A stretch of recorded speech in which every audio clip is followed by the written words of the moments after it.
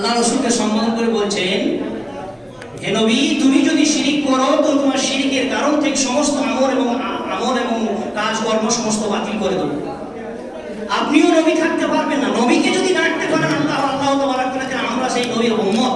আমরা আজ বুক ফুলিয়ে বলি মুহাম্মদী, আমরা বুক ফুলিয়ে বলি মুহাম্মদী, একটাও কাজ আমরা পর্যন্ত করতে পারিনি। এটা আমার আফসোস। বলুন, সঠিকভাবে নির্ণয় করুন, আপনি নিজের সমীক্ষা করুন।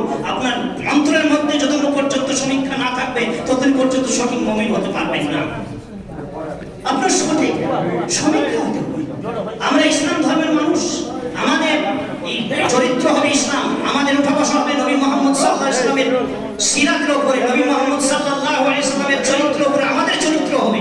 মুহাম্মদ রাসূলুল্লাহ সাল্লাল্লাহু আলাইহি ওয়াসাল্লাম আমাদের হচ্ছেন মডেল।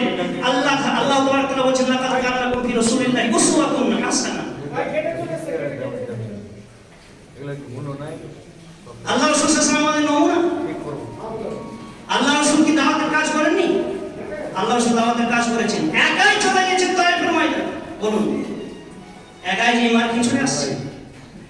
তো আপনি আমি সকলেই তৈরি আছি, রেডি আছি, ওরকম ভাবে আমাদেরকে মস্তিষ্ক তৈরি করতে হবে। মানুষের মধ্যে আমাদের সেই রকম অন্তর চিন্তাধারা সেই রকম আনতে হবে, যাতে করে আমি নবীর শরীয়ত, নবীর সিরাত অনুযায়ী আমি যেন চলতে পারি। তবেই আমি মুহাম্মদ বলে গণ্য হব, তবেই আমি মুহাম্মদী বলে আমি গণ্য হব। আর যদি মুহাম্মদী আপনি না থাকেন, তাহলে আপনি মুহাম্মদ মুখে বলে কি হবে? मुंह में राम नाम बगल में छुरी, मुंह में राम नाम बगल में छुरी, मुखे कलमा ला इलाहा इल्लाल्लाह মুহাম্মদ রাসূলুল্লাহ, আর কাজে হচ্ছে গায়রুল্লাহ। এটা হচ্ছে আমরা মুহাম্মদী। আমার কাছে একটা নমুসলিমের গল্প আছে।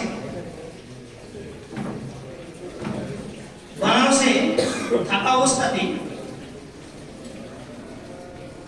একজন মুসলিম, তিনি আমাদেরই একজন শিক্ষক, জামিয়া সাফিয়া এবং মাদানী ক্লাস, ওনাকে বলছেন যে আমি কলমা পড়বো, ইসলাম কবুল করবো, আমি আমাকে ইসলাম কবুল করান, কলমা পড়ান।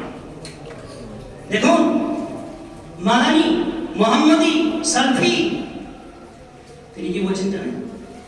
এটা খুব বড় ধরনের হয়ে যাবে। ওকে যদি ইসলাম কবুল করায়, যদি কেস হয়, কিছু হয়, আমাকে ধরে নিয়ে যান। ভয় হয়ে গেল, ভয় হয়ে গেল, টুকটুকি শুরু হয়ে গেল। কি হবে আমার কাছে ভালোই। সেই বান্দা আকীদা সহিহ ছিল, যার কারণে সে ইসলাম কবুল করেছে একটা বেরেলভির হাত থেকে। আকীদা ঠিক ছিল, বেরেলভির কাছ থেকে সে নিজে আমার গল্প শুনেছে, নিজে বলল যে আমি বেরেলভির কাছ থেকে ইসলাম কবুল করেছি।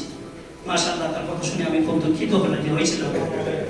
ওয়ালাইকুম আসসালাম ওয়া রাহমাতুল্লাহ। যাই হোক, আমি এখান থেকে আমার বক্তব্য শেষ করছি। জাযাকুমুল্লাহু খাইরান জাযা। আপনাদের সম্মুখে আপনাদের সামনে हमारे शेख फजीलतुल शेख सोबाई, हम लोगों के मध्य ही जमियत अहले हदीस शेख फजीलतुल शेख असगर अली मेहदी हफिज़हुल्लाह आप लोगों के सामने। ভালো আছেন? আলহামদুলিল্লাহ।